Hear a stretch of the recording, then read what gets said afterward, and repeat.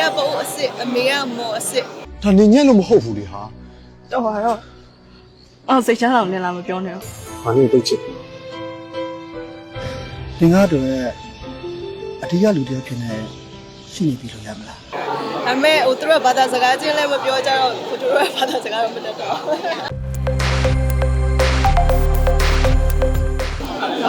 ဒီကားလေးကကိုတို့လွန်ခဲ့တဲ့3နှစ်လောက်ကပေါ့နော်ကိုတို့ရွှေကျူဖြစ်ပြီးတော့တစ်နှစ်အကြာမှရိုက်ထားတဲ့ကားလေးပါဒီစကားတော့မတရားအများကြီးပါကိုတို့တောင်ကြီးအင်းလေးစိုက်ခေါင်စသဖြင့်ပေါ့နော် location တွေအများကြီးပြောင်းပြီးရိုက်ခဲ့ရတယ်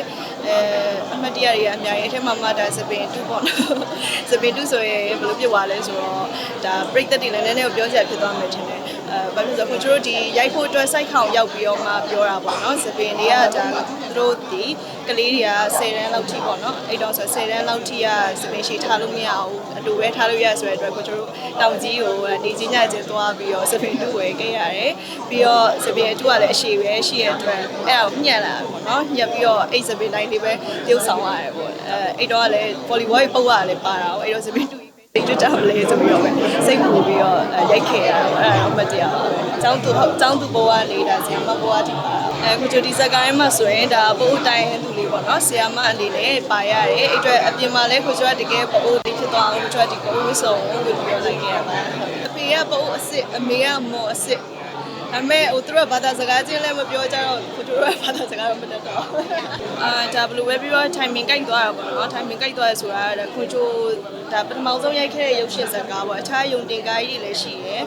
လင်္ကာကားလောက်ရှိရယ်ဒါပေမဲ့ပြခွင့်မရသေးတာတွေလည်းရှိရယ်ပေါ့နော်ဒါပထမဆုံးကိုအတွက်ဝယ်ဥထွက်တဲ့ကားလေးလည်းဖြစ်သွားတယ်ဒါပေမဲ့အဲ့ချိန်တော့ကျတော့လွန်ခဲ့တဲ့3နှစ်ကိုချိုရွှေကြိုပြီးတစ်နှစ်မှာရိုက်တယ်ဆိုတဲ့အတွက်ကိုချိုအစ်စ်လေးနော်ဟိုဘယ်လိုပြောမလဲဝမ်းစာမဖြစ်ရသေးတဲ့အတွေ့အကြုံနည်းသေးတဲ့အစ်စ်ဆိုတဲ့အတွက်အားနည်းချက်တွေပြောစရာတွေပေါ့နော်အဲ့လိုမျိုး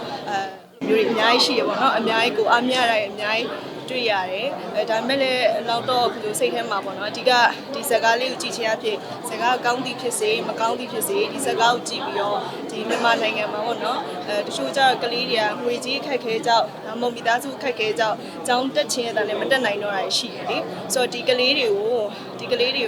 သူတို့ဘက်ကနေငွေကြီးတပြားတစ်ချက်မှပေးစရာမလိုပဲနောက်ဆုံး engineer ကြီးဆရာဆရာမကြီးဖြစ်သွားတဲ့အထိထောက်ပံ့ပေးတဲ့အကြောင်းမြန်မာနိုင်ငံမှာရှိပါလားဆိုတဲ့ message ကိုဒါကြည့်ရပြည့်တဲ့တည်သွားရင်မရပါဘူးဟုတ်ဒီစကားထဲမှာဇဝင်တေးဆိုခဲ့ပါတယ်ဘာလို့ဆိုတော့ကိုတာထက်နဲ့အကြောက်ကိုအရင်ကတည်းကရင်းနှီးခဲ့ရတယ်ဆိုတော့မောင်နှမရဲ့လူမျိုးဖြစ်နေဆိုတော့ကိုတာထက်ကဝါဒနာပါတာဟိုအဲ့ဒါကိုသူသိရခါကျတော့ညီမလေး theme song လေးညီမလေးပဲ try ကြည့်ပါလားဆိုတော့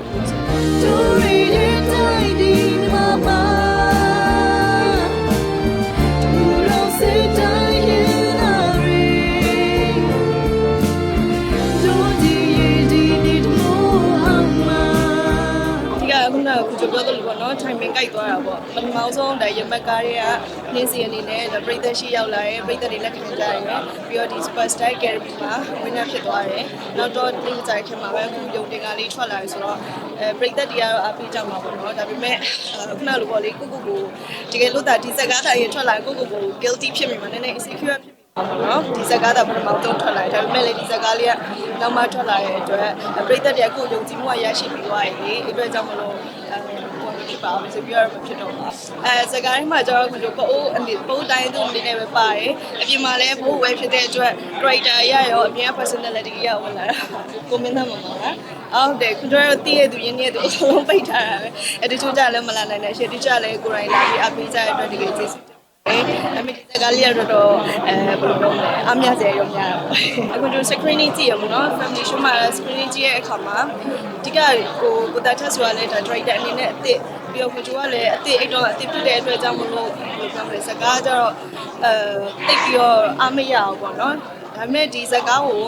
professional တယောက်အနေနဲ့ကြည့်ရင်တော့ပြောစရာအများကြီးရှိပါတယ်ဘယ်လိုပဲပြောကိုချိုလည်း script writer အနေနဲ့နောက်ဆုံး